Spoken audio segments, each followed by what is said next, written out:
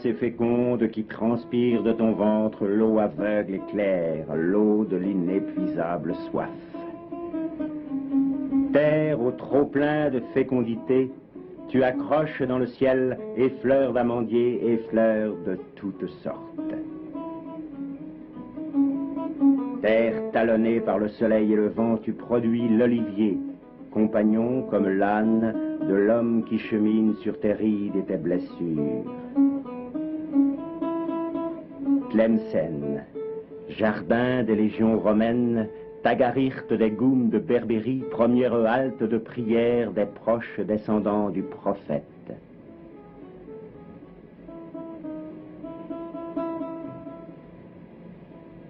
Tlemcen, Tlemcen la bien-aimée, tu as rassemblé l'homme et la femme du même souffle, non du même sel, non du même livre. Tlemcen, au souffle court, tu serres tes enfants au confluent de tes ravins de roches. Tlemcen, frémissante d'histoire et de labeur, creuset de peines et de joies, tu t'accroches autour de ton méchoir, tu fais de tes murailles la plus belle prison qu'il a été donné à l'homme de construire.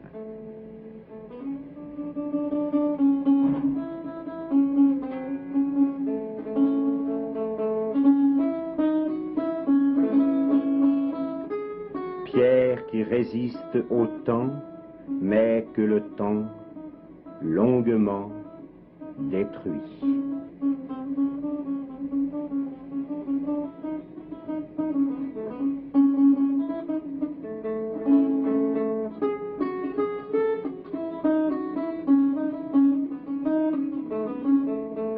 Abou Matfin a bâti Mansoura, comme un fer de lance dirigé sur la ville.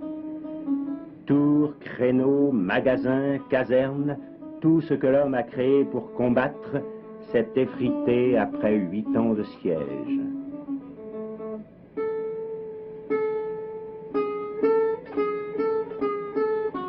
Il ne reste plus que ruines qui montent vers le ciel, lignes pures et sereines sorties des doigts de Dieu.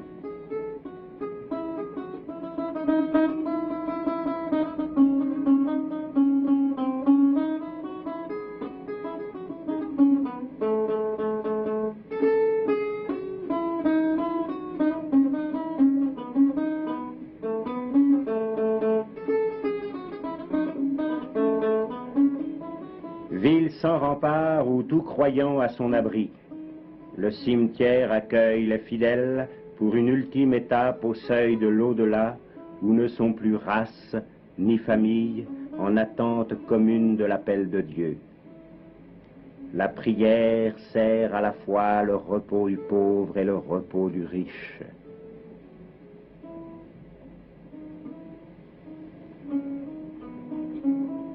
Peu importe la langue et l'écriture de l'homme, car il est dit: séparés par la religion, ils sont créés de même terre.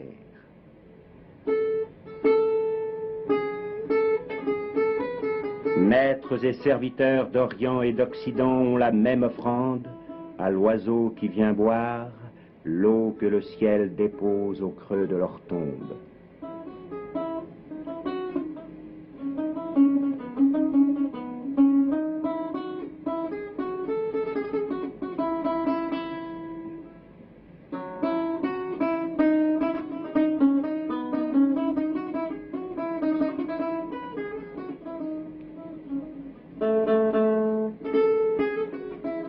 Femmes et petits-enfants, hors de la tutelle de l'homme, blottis dans l'enclos de cailloux et de terre, reposent à l'ombre maternelle de la Koubba de l'Allah-Sati.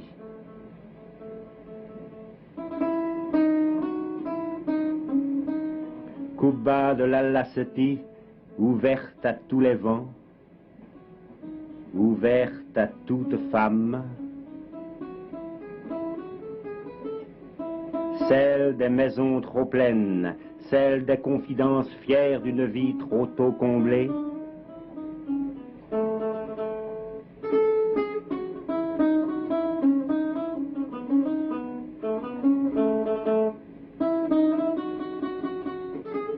celle des chemins trop longs, pliant sous des fardeaux trop lourds.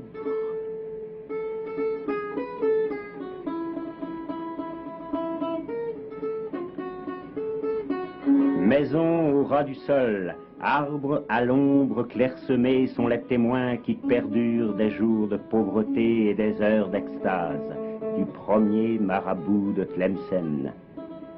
Origine d'une longue chaîne de compagnons ensevelis à ses côtés, dans le mépris du temps qui passe et des pierres gravées du burin de l'homme.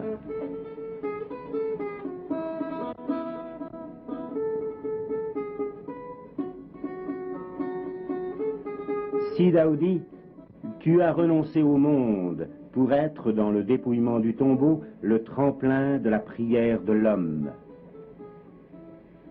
Prière rude et solitaire qui fait jaillir du sol ingrat l'âme du croyant vers le visage de son Dieu.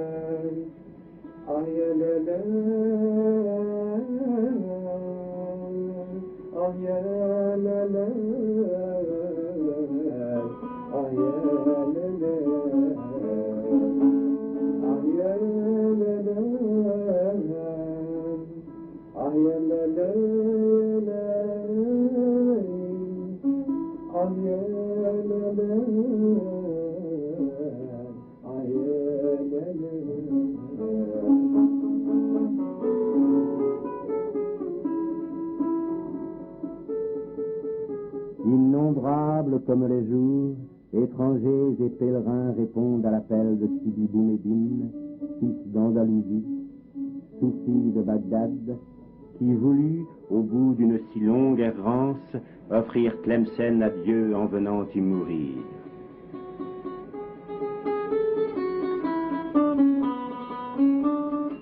Ici, le temps a figé l'écorce de son âme.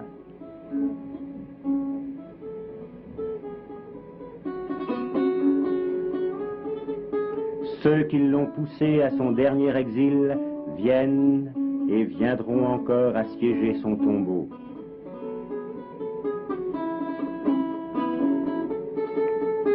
Rassemblement de pèlerins venus de tout pays d'islam, peuple du désert et gens des rivages,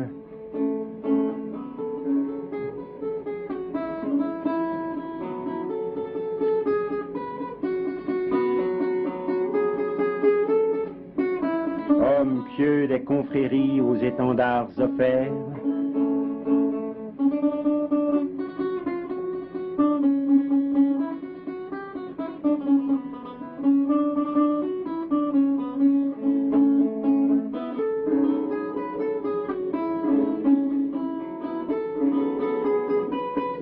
femmes aux vœux exaucés laissant là leur ceinture inutile.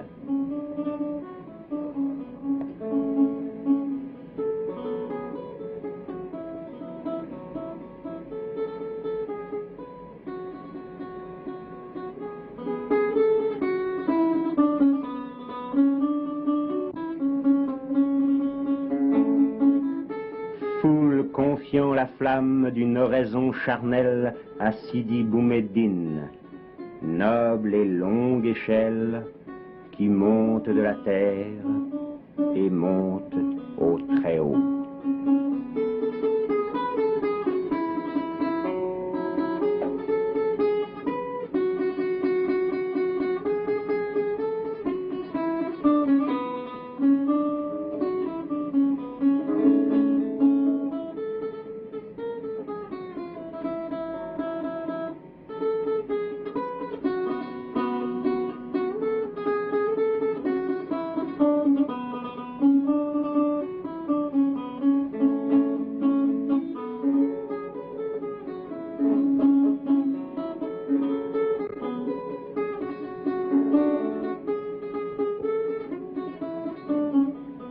Le puits des dons de Dieu, le puits de l'eau patiente que chaque pèlerin se doit d'avoir puisé,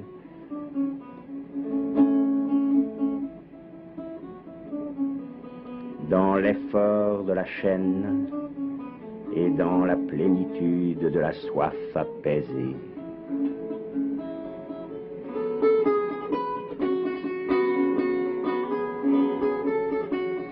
La dure margelle d'onyx, jaillissante en corolle mais aussi durement meurtrie, raconte le passage du temps et des hommes.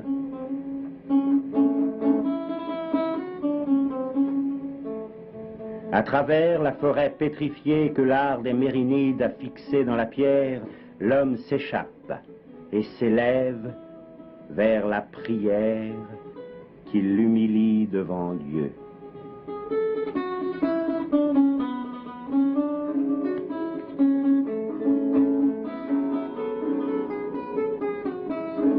Geste interminable mais jamais le même, au rythme du soleil, au rythme des saisons.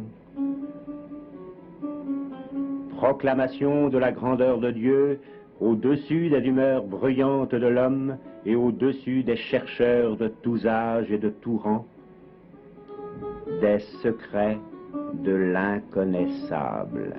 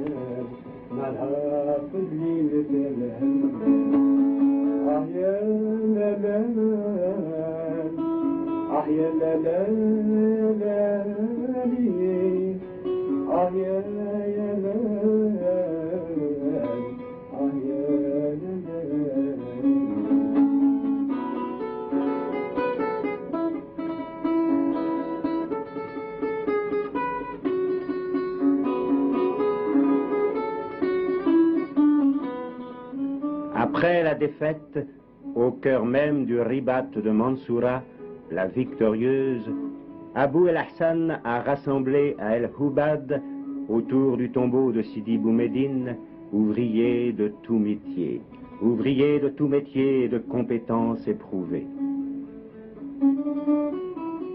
Forgerons, maçons, ciseleurs, artisans du fer et artisans du plâtre, vinrent des cités de son royaume et des ateliers d'Andalousie. Leurs mains se sont usées et leur souffle épuisé. Ils dorment maintenant au seuil de la porte, la plus belle et la plus large en terre d'Occident, ouverte sur l'au-delà.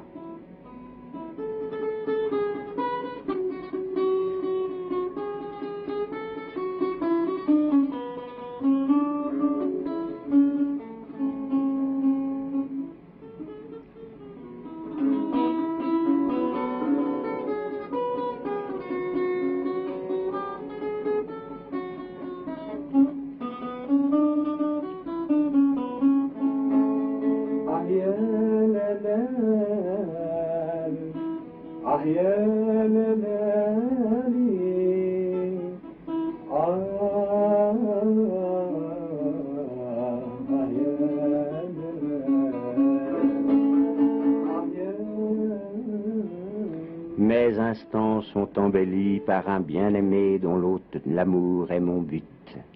Je désire quelqu'un dont il m'est impossible de m'en passer. Je suis le maître de la chanson et les chansons de ses beautés. Je me plais au déchirement de mes vêtements. Étendez, je vous prie, mon tapis de prière. Approchez de moi la carafe et je boirai gorgée après gorgée. Répondez de vos concerts, maîtres de la musique. Oui, c'est moi. Qui est moi? En vérité, je suis perdu dans l'ivresse. Faites entendre le son doux de la musique, et peut-être, alors, je me retrouverai.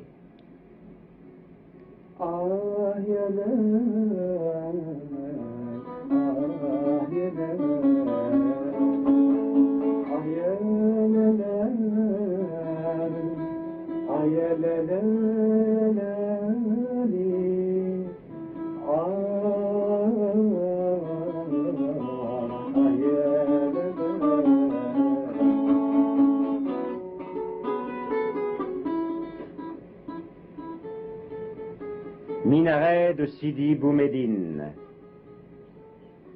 tour d'Agadir à la mosquée disparue, bastion de Mansoura déchiqueté par le vent,